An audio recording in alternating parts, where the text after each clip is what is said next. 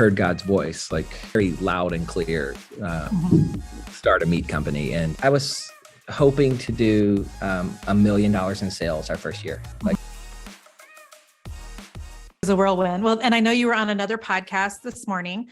And I know it's because your business has absolutely blown up. And so people are wanting to find out your story and get you on their podcast. So thank you guys for being here. I appreciate it so much. Yeah.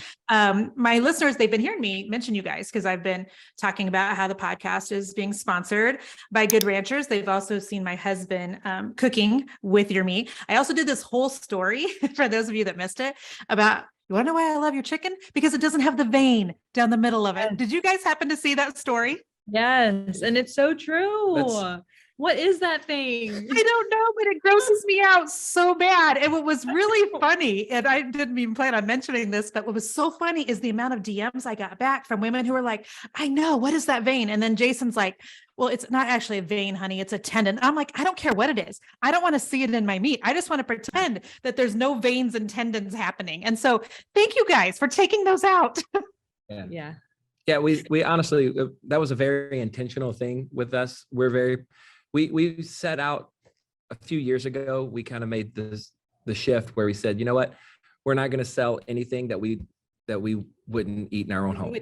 Yeah. And so we want to be able to order from our website and order every single thing, and bring it into our home and eat it and serve it to our family, serve it to our friends. Like that's the type of company we want to be. And so we're very picky about chicken, very picky personally. And that was one of the things. It's like, that's when people don't understand what because we get this from time to time, where they're like, oh man, your chicken's like, I can get it cheaper at the grocery store. Like, I mean, yes, but you're going to cut a third of it off. Like you're not eating all of that, all of the extra stuff that's on there. And it even said, like, most of the times it's chicken breast with rib meat, but the rib meat is a generous description. You can cut off a third of it easily, and the quality, don't get me going on quality, but so we set out we wanted to be able to order from our company and bring it into our home, and it would be something that we want to feed our family and that we want to eat ourselves. And that's why it's so good. I love that. She doesn't like to touch chicken. She thinks it's gross. It is gross. I am right there with you, Corley. And what's funny is I come from both sides of my family. Both grandparents were farmers. And I know that both of my grandmothers, they used to choke their own chickens. Like they used to go out, and wring their own chickens' necks. Yes, exactly. If you're watching on YouTube, you're seeing both of us. And I know that both of them would be like, Jennifer, you don't even like to touch chicken. And I'm like, no, I can't stand it.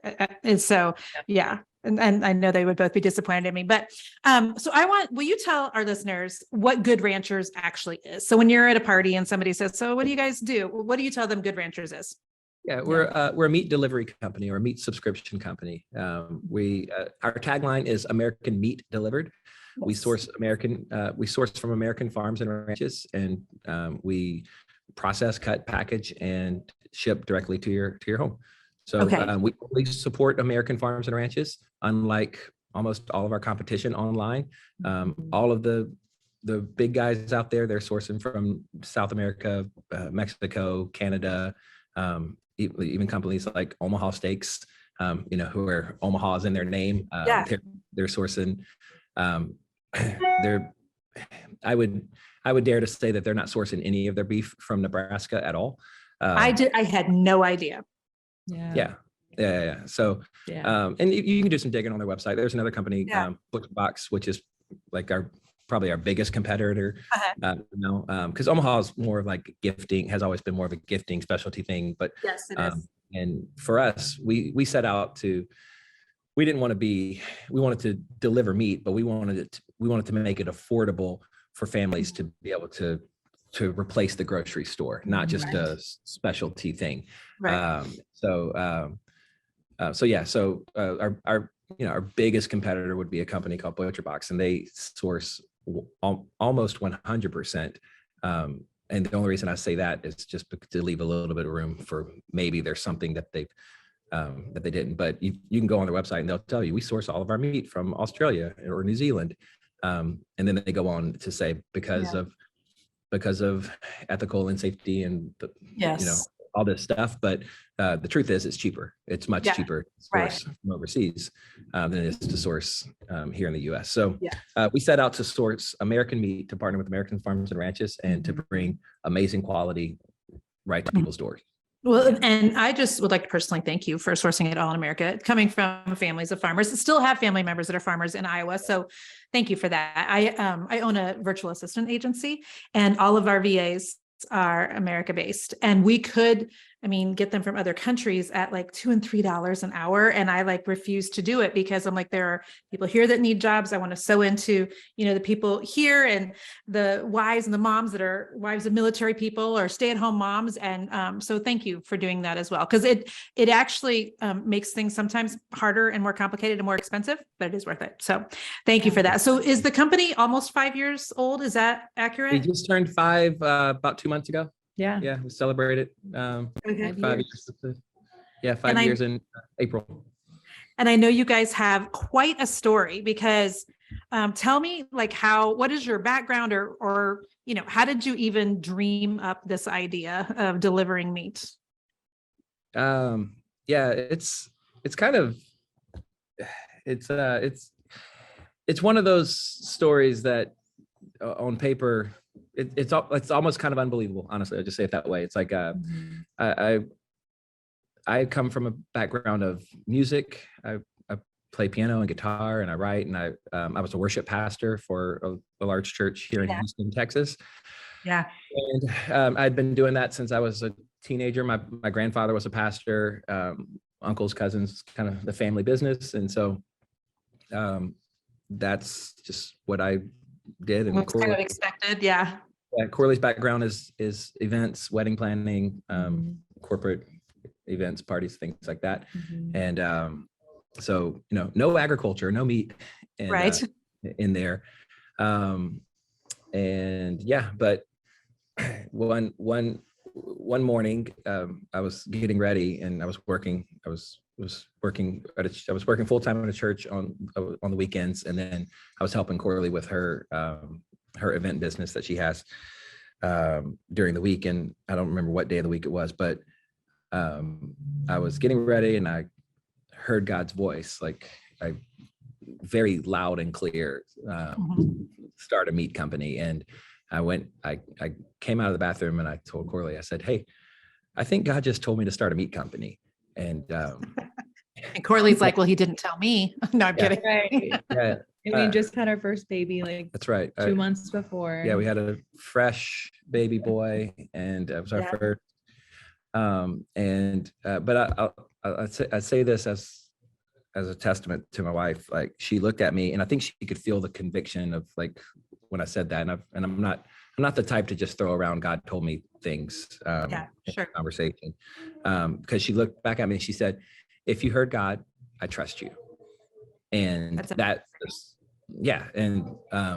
which also put the onus right back on me, buddy, you better have heard God. Yeah, right. Yeah, but how, I've always said having a supportive spouse is one of the best gifts that's ever happened to my business. Jason believes I can do more than what I do, a lot of times. And so having a very supportive spouse, because they're, along for the ride, but they're not maybe the one with the vision, and they're not in the day to day, and they're hoping that you're hearing from the Lord and making good plans. So kudos to you, Corley. High five, sister. It was an easy, yes, it was. I feel like God prepared my heart for that moment too. Yeah. So then what happens after that? So you think you hear from the Lord? Yeah. So we, again, I was on staff at a church at the time, and I went and talked to my pastor. This was in November or December of 2017. So I think in January, I told him, hey, this is what I'm going to do. I'm going to start a meat company. My plan. And it was funny because he did not believe in me at all. Yeah. Were you stepping down from ministry then? Yeah. And it was, and I say he didn't believe in me. He actually really did believe in me, but he believed in me for the ministry there. And I will tell you, that is one of the things that took me a long time to even kind of get past, of like, because I've been working full time for a church, or the church, let's go Big C Church, since I was 18 years old, 19 years old, and all through my 20s and into my early 30s. And take a quick step back. A few years before God told me to start a meat company, I'd started praying and asking God to give me something else, like to supplement, like to not have, I started feeling like I didn't want my income to come off from tithe payers. Not that there's anything wrong with that at all. Like, I spent years getting paid by the church, and I worked full time. It's funny, like, I can't tell you how many Sundays, where you're just exhausted after, doing 3 services and like pouring your heart and soul into all of it, and then talking to people afterwards, and they're like, "So what do you do during the week?" And I'm like, we are very close friends. Job, I promise. With the pastors at our church. We've been at the same church for 24 years. And so we're very close with our pastors, and my husband gives them a hard time in jest all the time. He's like, "Well, I know you don't work Monday through Friday. So, as if, yes. You show up and it all happens. Just show up and it happens. Yeah. But anyway, I had started praying and asking God for several years prior of just, I wanted something, for whatever reason, something inside of me didn't want my sole income coming from the church. And originally it was like, well, not your sole income. I was thinking maybe I'll just do something on the side, or I could do something else. But so fast forward, start a meat company. We, did what everyone does, started an LLC.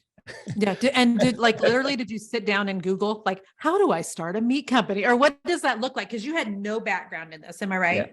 Yeah. None. So in part of that, like, not wanting to work for the church completely in that journey. And this is a big piece of the puzzle.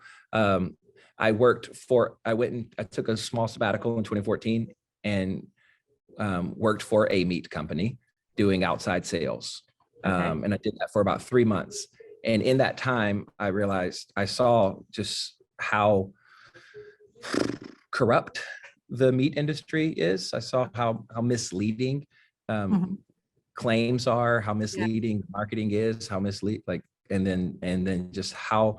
because I was directly selling to customers, I also saw that, I realized how little the consumer knows about meat. And you even people that like grill all the time, like you're burly, manly men who are grilling and smoking briskets and doing all the things. There's a pretty big gap on like what the meat industry actually is and what the consumer actually knows. So I saw that over the span of 3 or 4 months or so, doing those sales for that meat company. I absolutely hated doing the sales for the meat company that I worked for.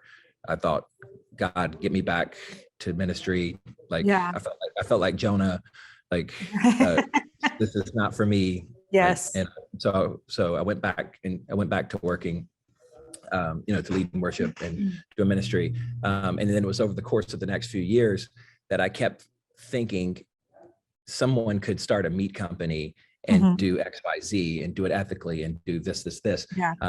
And every few months I would have this idea of this meat company, but it was never me that was going to be the one to do it. In my brain, and I would have a conversation with Corley, like we'd be at dinner and we'd be talking and I would tell her. And you were thinking somebody should start. Yeah, it's like, man, somebody could do this. Somebody did, we'd order from them. Yeah. Right. And, but again, it was never, ever me. And so when I say I heard God, say start a meat company, I was getting ready that morning and I started having that thought again. And then I heard God loud and clear say, you do it. And then I went and came out and told Corley, hey, God just told me to start a meat company. So we jumped all in 2018. I did, all I knew to do was what I did for the other company, which was source the meat through a broker and put it on the back of the truck and try to sell it We out had of the like parking no lot. money, Yeah. no business education.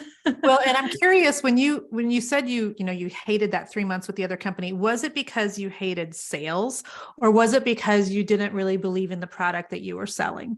It's because I didn't believe in the product that I was selling. Yeah. Like, yeah, it was 100% because, didn't believe in the product I was selling, and I didn't know that going into it. Like they told us, oh, it's, I forget what they told us, but it was Right. Sure. I just took at face value what they told me. Yeah. But it didn't take long to realize, oh, this isn't right, especially when multiple people come back. Customers come back saying this tastes like dog food. I'd never even ate it. Like I just So I hated selling something to people that they didn't like and then got mad at me for it. So we set out with Good Ranchers. We set out with the motto, quality is our business plan. If we're going to sell food, we're going to sell quality. If we're going to sell meat, we're going to sell quality, and let that speak for itself. Because again, if anybody can market enough to get somebody to buy something one time. Yes. What we're doing to come back. We want people to buy again and again. We want to replace the grocery store. Our goal is to replace the meat aisle of the grocery store. Skip the meat aisle, take that off your plate, because that's the thing that people don't like.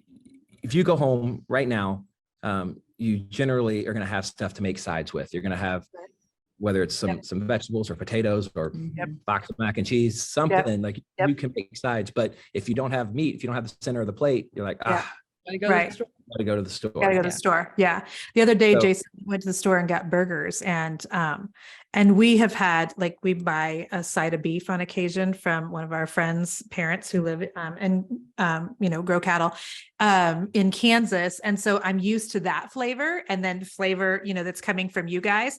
And he grilled up burgers because it was just one of those things where exactly what you said. He had, we had to eat something that night. So we ran to the store and grabbed some burgers. I took one bite of it and I could not eat the rest of it. I'm not kidding. Because once you taste what real meat tastes like, the store just no longer does it for you. It's so gross. I know. Yeah.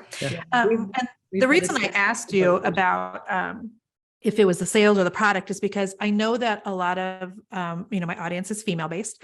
A lot of them don't like the idea of selling. So I'm constantly trying to talk to them about if you can shift your brain away from the slimy salesman aspect to the fact that if you actually have something, whether it's a physical product or an online, course or membership or whatever, that you really believe in, that you really believe other people need, and you really believe that they would like, and you really believe that they would enjoy or would change their life, that it doesn't actually feel like sales then. It feels more like serving. Like you, and in your case, you had all these companies over here that, they had something, but it was gross. And so you're just serving people by going, okay, here's this other option. Yeah. Yeah. It's selling. It's only sales if you don't believe in it. Yes. Amen. That's the slimy sales person, is someone who knows who doesn't believe in their product or what they're offering. You don't need it. And know you don't need it. And are just trying to get trying to get your money. Yeah. But if you believe in something, that's not selling. That's just telling someone what you're passionate about. That's actually helping someone. Hey, let me tell you. Exactly. You're serving about this because you're serving. Yeah. So tell me those first couple of months, how hard were they? How rough was that? Ooh, man. So again, we started in Waco, Texas. It was me out of the back of a truck under a tent. And Corley and our, at the time, probably 6-month-old baby was at home here in Houston, and she was running social media, and I was under the tent. Like I said, we set up in Waco and was selling in a parking lot at the mall. And then we saw some decent success there. Again, just one kind of truck and tent. We saw good success. Right. And then I came back. I have 6 brothers actually, and I called 2 of them that in Louisiana, and I said, hey, I brought them to Waco. I showed them how to man that store, run that tent. And I came back to Houston to say, okay, well, what's going to be next? And following the Holy Spirit, as we were heavily, as we do still today, but Yes. heavily then. Before we opened that tent in Waco, before we ever sold any meat at all, I was praying one morning and I asked God, I was like, man, I said, God, how, I didn't call him man. But I said, God, how are we going to get favor with cities and malls and meat, like people who's like meat producers, and like, how are we going to get favor in order to do this? And he said back to me, or put in my spirit, was give. Yeah. And I come from years and years of ministry, so I like obviously I go, okay, well, that's like, of course you would say that, God. Right. So I thought about that for a second, like, okay, well, what does that mean? And then so I said, okay, you know what, if we're going to go into this city, Waco was where we were going to do our first sale. And I was like, if we're going to go in there, let's partner with the food bank. So I called the food bank, the local food bank there in Houston, in Waco. And I said, hey, we're going to be setting up a tent. We're going to be selling at the mall. Can we partner with you guys and set up barrels and collect non-perishable food items that we can donate to you when we're done, and we'll give you a portion of our proceeds at the end of the That's sale. awesome. Obviously, they said okay, and so we kind of made it our mission all the way back then that if we were going to go into a city, we didn't want to just take from it. We wanted to help that community that we were going into. So that's incredible. So Yeah. So partnering with food banks seemed the best way. It seemed like just the kind of no-brainer thing to do. So we did that in Waco, called my brothers, left them there to run that tent, came back to Houston thinking, okay, what's next? Houston's a much bigger city than Waco. Yes. I felt Holy Spirit led to go to the mall down the street from where we live.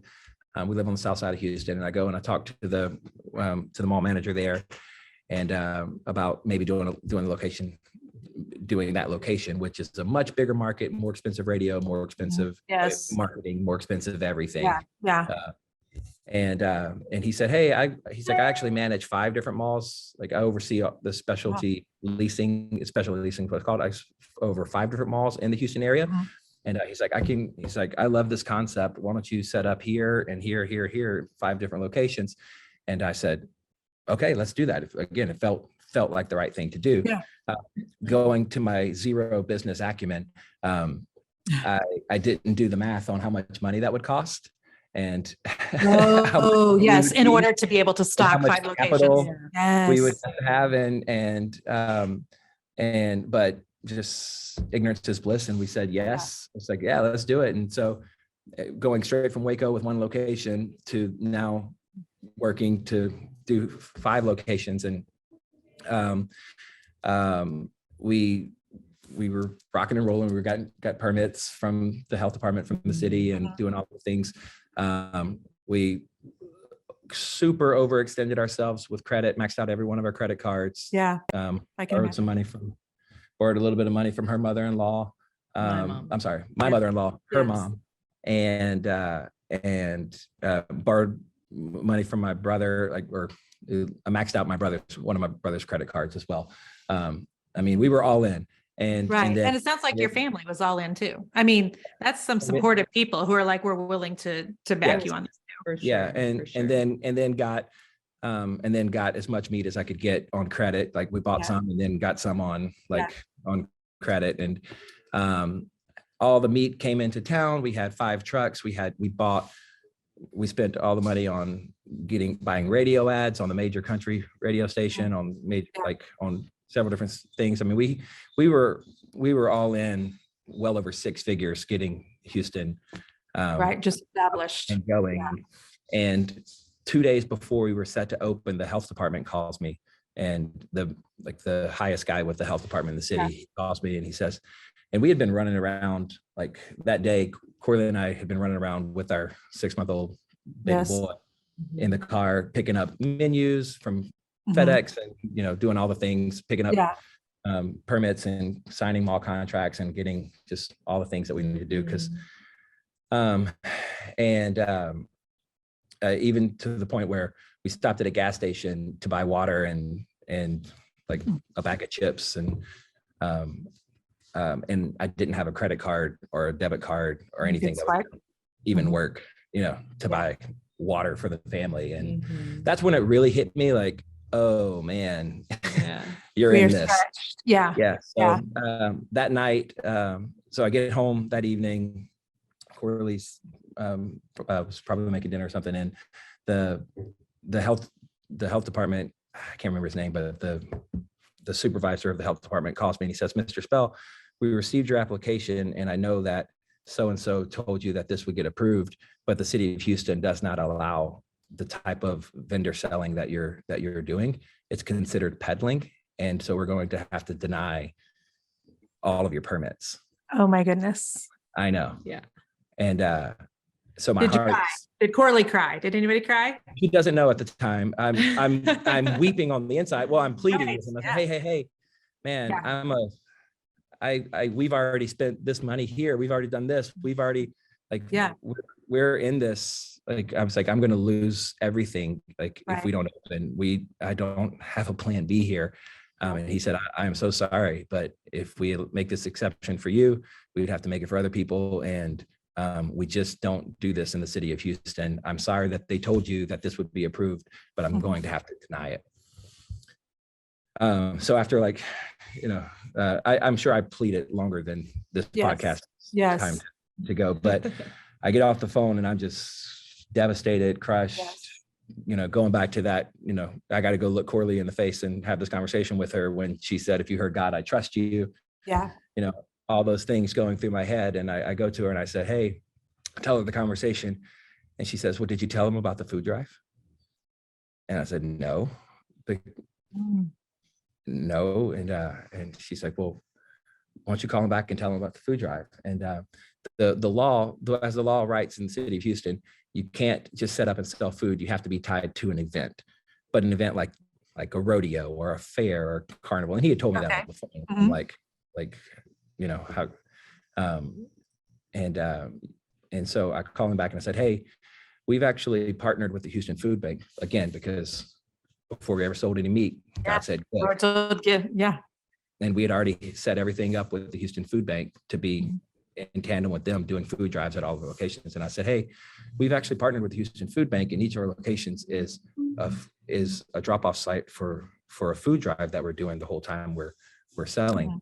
Would that be considered an event? And he said, absolutely, we'll consider that an event. Amazing. Yeah. Amazing. Glory to God. And so we went on 2 days later, we opened up, and every single location was sold out by Saturday. We opened on a Thursday, Friday, Saturday, every single truck. We thought we had enough truck for 2 weeks, at least, even longer. And we sold out of every location in 3 days. And that is that when you knew? Yeah. Like, that's when you knew, okay, we're on to something. Okay. Yeah. And that's what we knew. And that's when we really realized, okay, God is not just with us, God is going before us. God has gone before us. And we've continued to see that every step of the way. We say this regularly. It's never been easy, but it's also never been hard. Right. We really do feel like we're just following where God has already been. Clearly you have favor. I mean, the Lord's favor is definitely on it. So how did you go then do you still have physical locations, or when did you start doing the boxes? Yeah, the goal was always to get online. So praise God. That's what I teach everybody. Get online. Yeah, that's right. The goal was always easier than having a physical location. Yeah, there's a harder barrier to entry on perishable goods though. Versus non-perishable items. Just especially a lot of hoops you have to jump through and things.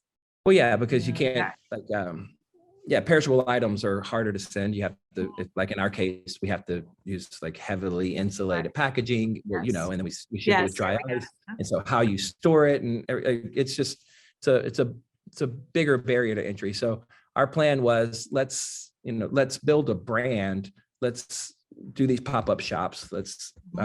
And we'll build a brand over a few years. Honestly, we thought it was going to take us easily 5+ plus years before we would ever get online on like really like, Yeah. but, And how long did it take in actuality? we year 2020, so 2018, 2019, yeah. So 2020, by the end of 2020, we were online and we were still doing trucks. And then, midway through 2021, we shut down all the trucks and just went online. Even though online wasn't profitable, that was another follow the Holy Spirit moment, because the trucks were still doing more revenue and making money than online was. But we realized though that the two were kind of cannibalizing each other. And if online is where we wanted to be, that we had to stop. We had to stop doing that. And, and then we just saw exponential growth from shutting to going just online. So I love that, because I remember when I had my service-based painting company in Kansas City and I was doing coaching at the same time and, having a foot in both worlds. And I continue to always think about that scripture that says a double-minded man is unstable in all his ways, because it was hard being out in the field working and then coming home and coaching. And when I'm coaching, I'm thinking I should be in the field. And when I'm in the field, I'm thinking I should be in coaching. And it was so hard. So I can imagine same business, but you had two different kind of paths you could go, but that still probably had to feel very conflicting. Yeah. Oh yeah. Two separate businesses completely. Yeah, totally. Okay. So 2020 happens, the world goes crazy. And is that when you shifted to completely online then? And your first year of business, I know that you and I have talked about this slightly, but you guys had like incredible business growth in the first year. You were thinking it was probably how long did you think it was going to take you to be profitable or to reach, a landmine or a big lofty goal that you had? Okay. So the original business model of doing direct to doing direct sales. Doing like pop-up shops is kind of like doing this. Honestly, it's kind of like operating a fireworks stand or something like that. So you have goods and you sell them, so you can be profitable pretty quick, right? Way because as long as you sell have more inventory, inventory and stuff. So so it was we planned to be profitable year one again because that business model tends to lends itself to being profitable. And I was hoping to do $1 million in sales our first year. Like that's where let me just say that is a really lofty goal. Yes. I mean, I feel like for anybody, their first year of business to go, I want to, hit $1 million in sales. I feel like that is a huge goal. Yeah. I remember setting up our credit card, what's it called? The credit card service, where you can take, it was Square. Mm-hmm. Oh yeah. Your Square account. Clover. Yeah. We use Clover through Bank of America, merchant service. Okay. Yeah. When I was setting up a merchant service account, they asked, how much revenue do you think? They always ask for your projection. Mm-hmm. Right. I told him $1 million and he said, hey man, he's like, I'm just going to tell you, everybody says way more than you're actually going to do. And I was like, but I told him to no, I was like, I'm just kind of this way, but it's like, well, we're going to do $1 million at least. So put that on the form because that's what we're doing. Yeah. But anyway, so going back to Houston, thinking we're not going to get to open, we opened up, we sold out in 3 days, all 5 locations. That first weekend, that's what really set us. I mean, that's what, if it wouldn't have been for that, honestly, because that gave us a boost in having a little bit of revenue to where we can miss. That's some of the scary thing, especially when you're self-funded and you, or in a case, borrowing money from robbing Peter to pay Paul. Yes. You got to have some wins early. And fortunately, very fortunately, Houston was a big win for us early, and that allowed us to put a little bit of money in the bank to be able to open up other cities, be able to scale and to grow. But year one, we went on to do 5 million in sales. That is just absolutely incredible. When you told me that, when we were originally talking about my podcast, I was falling out of that. I told my husband, I'm like, can you believe that he was, in the bathroom and he hears from God, open a meat company. And then they do $5 million in 1 year. I mean, that is such an incredible God story. Yeah. And again, that's how we know. Yeah. Like, Yeah. and glory to God. Like I said, he's just every step of the way he's gone before. He's opened the doors, the right doors, and closed the wrong ones. And that's what we've been doing. Like it's been an incredible journey. I mean, we have 4 kids. We've had 4 kids in the span of 5 years. Corley is a saint. Probably the better story is how many times I've been pregnant. Yeah. Or for how much of that 5 years were you pregnant? Yeah. We had 3 and 6 years, and I thought that was a lot. So kudos to you. And so tell me about, like, how do you find the ranchers that you want to partner with and things? How does that happen? Yeah. So I mean, it's a lot easier now than Yes. or I mean, now I get emails almost every day of different people wanting us. Like we're technically at capacity right now, but we have a waiting list. I was in Salt Lake City last week vetting 3 different ranches that were looking to buy all of their calves in the fall, this fall. So it's now it's easy because people like reach out to us. And stuff. And in the very beginning, we weren't partnering with we weren't partnering directly with ranches. We didn't have the buying power. We didn't. And we have the know-how because we have no agriculture. But as we begin to get more buying power, as we begin to start selling more, it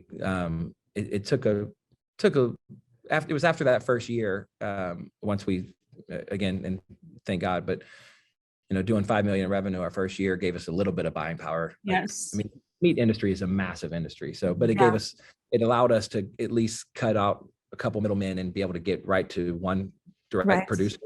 And then from there, it was just learning and reading and learning and reading and trying to figure out how to source better. And we didn't realize that we didn't even know this starting, that there was no country of origin labeling law for beef and pork in the US.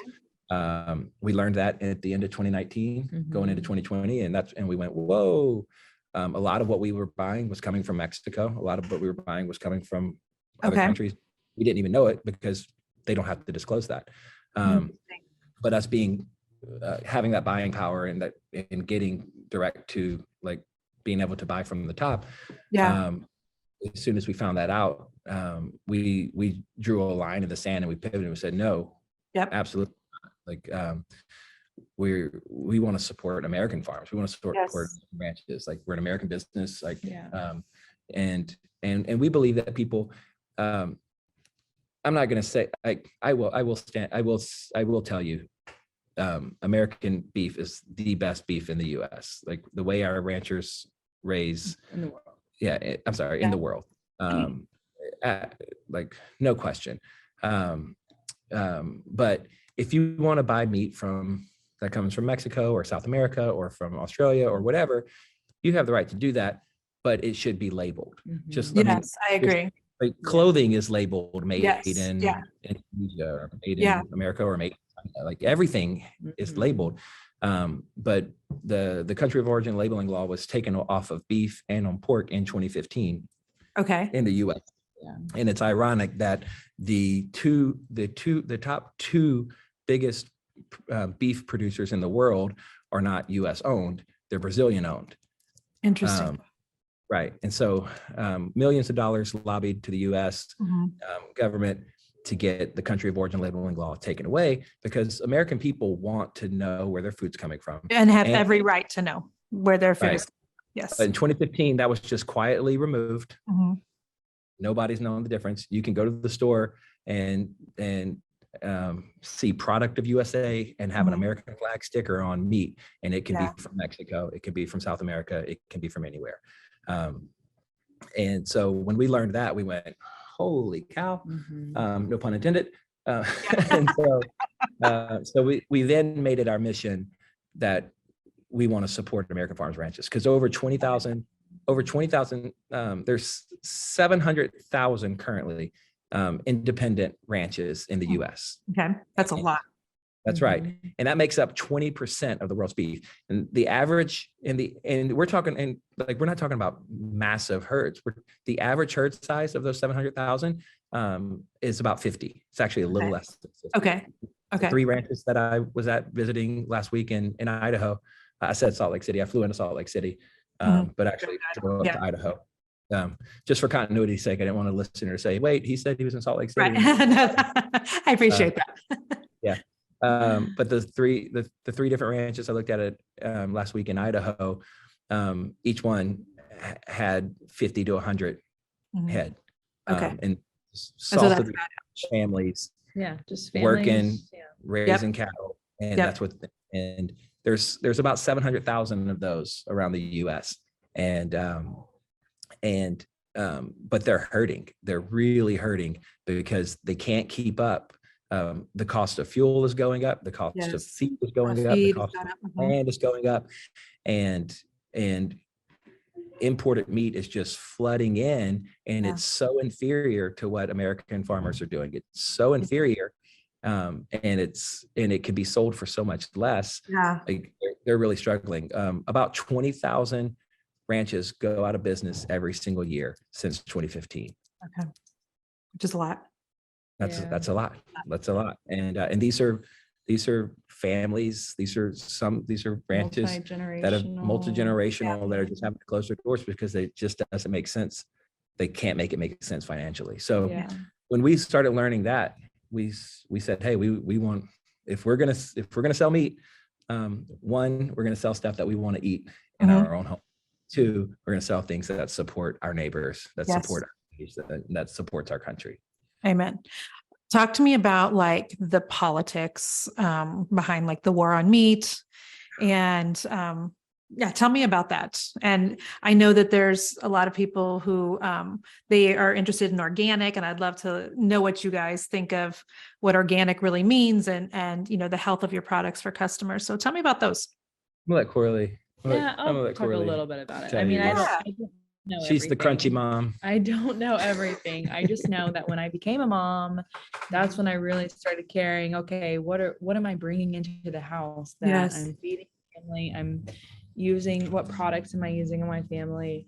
And you kind of get overwhelmed when you start going down that rabbit hole, because you're like, oh my gosh, I have to throw everything out of my house and start all over. Yes. But I've learned just go like one thing at a time, and so the first thing we did was the food, and that was part of starting good ranches. It's like, okay, I want to make sure our meat is clean. So I am like a very crunchy mom. I do that in most of the things that I'm over with the house. I feel like as moms, we're like the gatekeeper for the house, right? I love that. Coming in. Anyway, so within like the food industry as a whole, the organic label, I mean, there's a lot of what I've heard is greenwashing, which makes sense. There's a lot of like misleading labels. Organic really doesn't mean organic with meat as it does with like produce. Like produce, I'm like, yes, I want it organic and I want it sprayed with pesticides. Right. But with meat, I mean, you were just telling me about the organic feed thing. What was that? So organic chicken, this is why we label our chicken better than organic. And you can taste the difference. Like, yes, you can. I will attest to that. You can taste the difference. Organic chicken in stores it's just commodity chicken at this point. Like the big, I don't want to name them, but they know who they are. Big producers, they realize, people will pay more for the organic label. Organic label, they'll pay more for that, and they're still chickens raised in pens, and they have access to outside.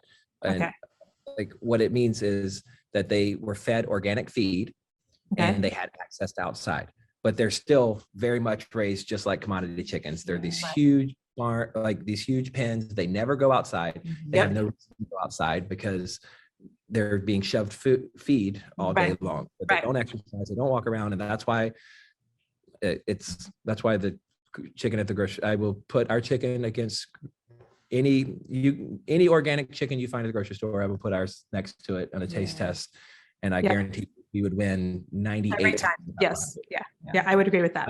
It's fabulous. Yeah, they're pasture raised. Chickens that are actually able to go outside and scratch and do what chickens do. And be chickens. Yeah. Yeah. And the other side about organic feed, almost all of the organic feed that's being used in the US is coming from overseas. It's coming from third world countries.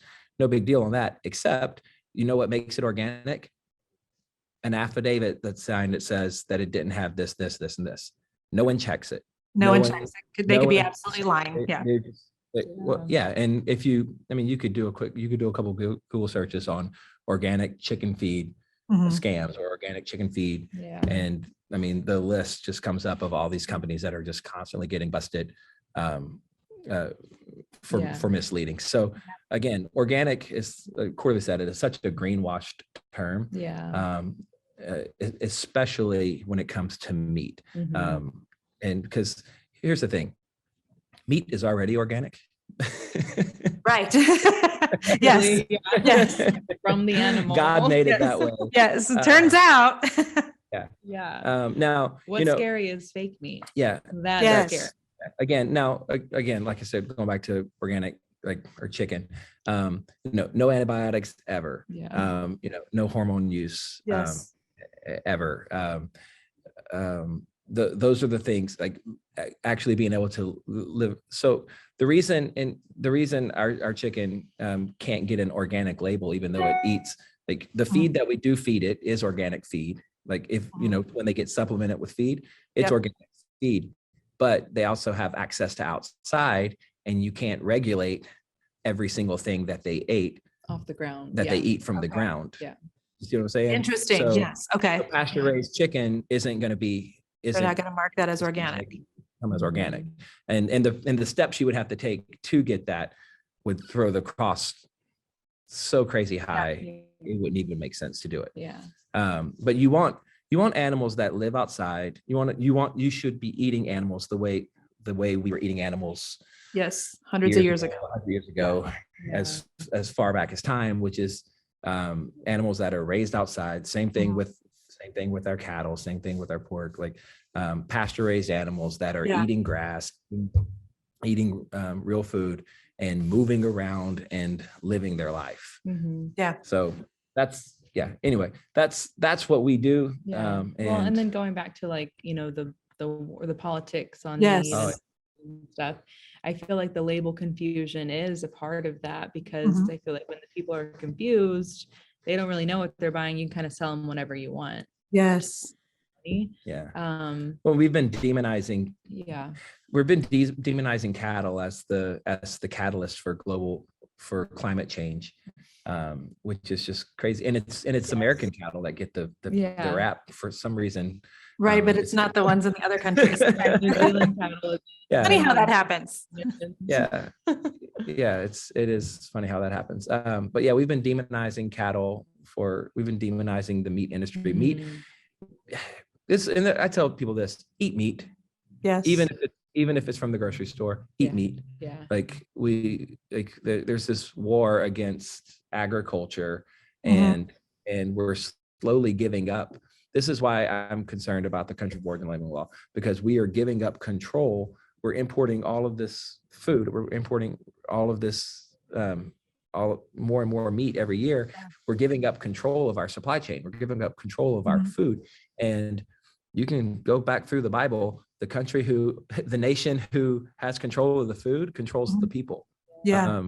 When there was a famine in the land, Egypt had food, and Israel had to come to them, and 400 years later found themselves enslaved. Yeah, that's really, really good. That's really good, and making me think just a little bit. So you're 5 years in at this point, and I know your business has absolutely exploded from the 5 million a year to 50-ish million a year at this point. You guys are just going gangbusters, and we're going to have women who are listening right now who are wondering if you have a tip, like the number one thing that you think maybe has been the catalyst, or just a piece of business advice that you can give to some of the people who are business owners right now? What's yours? Yeah, don't be afraid of not knowing. I think so many people have an idea or they want to do something, but they never start because they're wondering about the how. Yeah. I'm a firm believer of going, and like there's I believe in doing, like I guess what I'm saying is a lot of people sit around like waiting for everything to be perfect, or they sit around waiting like and just like wondering when. I think that we should do, because as much as I heard God's voice and I know he said, go do this, I went and did it. Yes. Like I didn't sit around and ask for 5 confirmations from angels and street signs. Yes. Yeah. So I think there was a really good balance of God saying, God's hand on it, but us actually working, doing the work, and doing the work. And I always think of Saul, the way he was anointed to be king, was he was out looking for lost donkeys from his father when he ran into the who was it? Elijah? I don't know. I think it was Elijah. Either Elijah or Elijah. I can't remember. Okay, one of the two. Yes. It was one of those prophets. Elijah, we'll just call it, I can't remember. Yes, call it Elijah. The prophet heard from God saying that the one that you're going to appoint to be king will come looking for donkeys. Yeah. Well, Saul's father sends him out looking for donkeys. Saul would have come from a very wealthy family because they had servants and lots of animals. And they had donkeys, yeah. He would have been the oldest son. We know he had big physical stature. He could have easily just sent servants out to find those donkeys. But he went doing the day-to-day thing about his father, like of what his father wanted him to do. Yeah. And doing this minuscule kind of low level, going out looking for donkeys, he met the prophet and found the will of God for his life. Not by sitting around wondering what to do, right? Doing the things every day that God, that his father, for him to do. And even if it's going and looking for lost donkeys, so that said, I've tried to live my life of don't sit around and do nothing. Do something every day. Like I read this quote: "To improve is to change often." And that's good. I'm a constant learner. Like I love to read and learn and read and learn. And I think God gets a lot of God gets all the credit, good and bad. And too many people sit around waiting on God. Yes. When he's already said, hey, go. Go. Still sitting around waiting. Well, the Bible says, well done, good and faithful servant. And the word done there, implies there had to been some doing of some sort. And I love how Joyce Myers, I used to listen to her so much years ago, and she would always say, like, God can't do anything with a parked car. Like you got to be in motion for God to guide things. And so I am just ecstatic for you guys. I really am. When I found out that not only were you just doing amazing in business, but that also you were believers, it makes my heart just so happy. And because I do believe the wealth of the unrighteous is being transferred to the righteous. And it's really great just to see you guys exploding. So thank you for being here today. I'm going to tell all of our listeners how they can find you online at the end of this episode, but God bless you guys. Thank you for being here. Oh, hey, can I add this real quick? Of course, you can add whatever you want. This is your time. So we sponsor your show, but I'm a fan of your show. A few years ago, we were driving down the car. I forget, this was a couple years ago. And I listened, her mom sent us one of your episodes, and it was so inspiring to me. Thank you for that. We were already seeing some success, through the ranchers, but yeah, your show really inspired me as an entrepreneur and on this journey. Yeah. And that's part of why we reached out and we said, hey, we want to sponsor her show. Yeah. Now they're at a place where we can, do things like that, because your show was actually very helpful to us on our journey. Well, thank you for that. I know when you guys said that, well, first of all, I was so honored that you would reach out. And second of all, that you would even listen to my podcast. So thank you. Appreciate you guys so very much. Yeah. Okay. Have a good day. Are you guys good to go? I know we went really long.